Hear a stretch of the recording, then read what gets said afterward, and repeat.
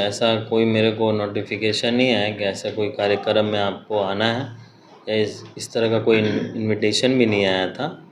और ये पहली बार नहीं है, हमेशा जब भी ऐसा कोई प्रोग्राम होता है तो मुझे बात करके ही कोई प्रोग्राम को किया जाता है। तो ये एक तरह से समझ लीजिए कि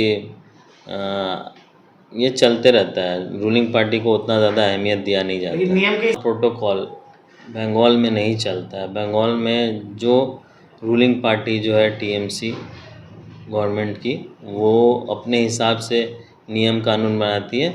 वो जो संविधानिक जो नियम कानून होते हैं उसको बाध्य करके वो चलती हैं।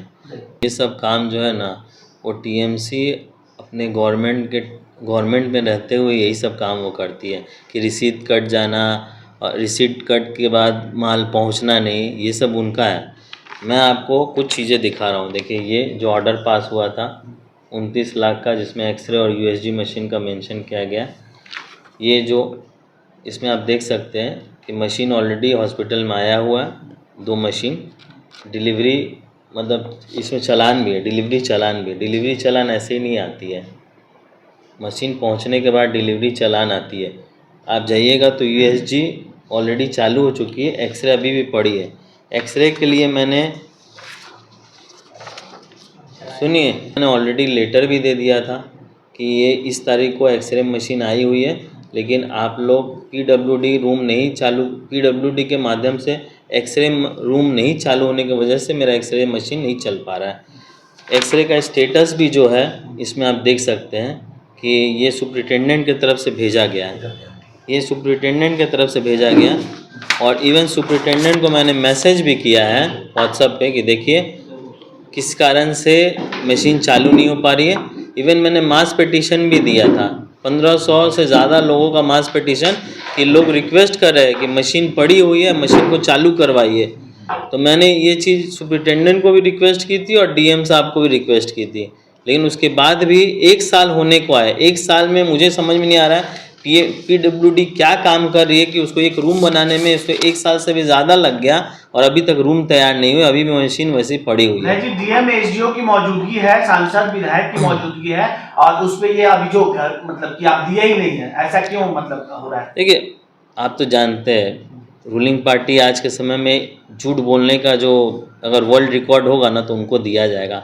वो मतलब इतना प्रमाण देने के बाद भी पेपर वर्क, ये पेपर वर्क मेरी नहीं है, ये गवर्नमेंट ऑफ वेस्ट बंगाल की है। पेपर वर्क दिखाने के बाद भी अगर वो झूठ बोल सकते हैं खुलेआम, मशीन अभी भी पड़ी हुई है। अच्छा, मशीन अभी भी पड़ी हुई है। ये इतना दिखाने के बाद भी अगर वो झूठ बोलते हैं कि हमको मशीन मिली ही नहीं है, तो अब इस चीज़ का मैं क्या कर सकता हूँ, आप बताइए। अब इसका तो मैं उनके संग तो तर्क वितर्क में बेमतलब वाला तर्क वितर्क में तो मैं जा नहीं सकता हूँ। मैं तो ये जो काम करता हूँ ऑफिशियली करता हूँ, ऑन रिकॉर्ड करता हूँ, हाँ, विथ एविडेंस करता हूँ। मैं तो उनके साथ तर्क वितर्क में जाके, अब आप दिन को दिन नहीं मानोगे, रात को रात नहीं मानोगे, तो उसमें हम क्या बोलने जाएंगे आपको, आप बताइए। आप देखिए ये यूएसजी मशीन ये ऑलरेडी रनिंग चल रही है भाटपाड़ा में, भाटपाड़ा जनरल हॉस्पिटल में ऑलरेडी चल रही है, एक पेशेंट को देख रही है। ये किसके द्वारा दिया गया? ये मेरे द्वारा दिया, इसका मेरे पास रिसीट भी है। अब ये क्या फेक है? और इसके साथ एक्सरे मशीन भी दिया गया था, वो जबकि रखा हुआ है, वो चालू नहीं हुआ। और ये चालू करने का भी उनका शर्त क्या था कि आप इसका उद्घाटन नहीं करेंगे तभी ये चालू होगी। तो मैंने वो भी मान लिया कि चलो भैया मेरे हाथ से उद्घाटन नहीं होगा, चालू कर दो आप। इसी वाइट बोर्ड तो आज तक मैंने कोई स्कूल को नहीं दिया हूँ, और जो भी डिमांड हुई है ये डिमांड मैं नहीं करता। स्कूल अपने लेटर पैड में बाकायदा रिक्वेस्ट करती है कि मुझे ये चीज़ चाहिए, और स्कूल जो मांगती है हम लोग उसको देते हैं। मैं क्या करता हूँ, लेटर अगर स्कूल से आती है मैं उसको रिकमेंड कर देता हूँ डीएम को, डीएम की तरफ से इंक्वायरी होती है और उसको प्रोवाइड किया जाता है। वो मैं भी नहीं करता, मैं सिर्फ रिकमेंड करने का काम करता हूँ, और स्कूल का लेटर आता है बाकायदा, और वही लेटर के आधार पर हम लोग आगे बढ़ते हैं। तो अगर स्कूल को डिमांड चाहिए वाइट बोर्ड की, तो मैं वाइट बोर्ड दूंगा उनको। कंप्यूटर दिया ही नहीं गया, ऐसा भी बात बोल रहे हैं। कंप्यूटर नहीं दिया गया तो आपको वो भी मैं दिखा दे रहा हूँ, मैं कंप्यूटर दिया नहीं हूँ। आप स्कूल में खुद जाके देख लीजिएगा, कोई भी स्कूल में अगर जाइएगा, मेरे पास लिस्ट भी है कौन कौन स्कूल में मैंने क्या क्या दिया हूँ, आप जाके वहाँ इंक्वायरी खुद कर लीजिए। अब मैं क्या बोलूँगा, मैं आपको एक ही चीज़ बताना चाहता हूँ कि झूठ का तो मैं कोई ये नहीं कर सकता ना। आपको झूठ बोलने लगेगा कि ये दिन है और दिन को दिन नहीं मानेगा, नहीं हम नहीं मानते, तो हम उसका क्या कर सकते हैं? हम तो प्रमाण दे रहे हैं आपको, देखना उसको वेरीफाई करना वो आपका काम है, मेरा काम नहीं है। मेरा काम प्रमाण देना है। किसे जो है गुमराह किया जा रहा है मतलब इन सब बातों के बीच? देखिए सबसे बड़ी उनकी प्रॉब्लम क्या हो गई ना, सबसे बड़ी उनकी प्रॉब्लम ये हो गई कि वो सोच रहे हैं कि मतलब वो जो मेरे बारे में जो मिस प्रचार करते रहते हैं कि पवन सिंह कुछ नहीं करते हैं, पवन सिंह चुपचाप बैठे रहते हैं, पवन सिंह कोई काम नहीं करते हैं।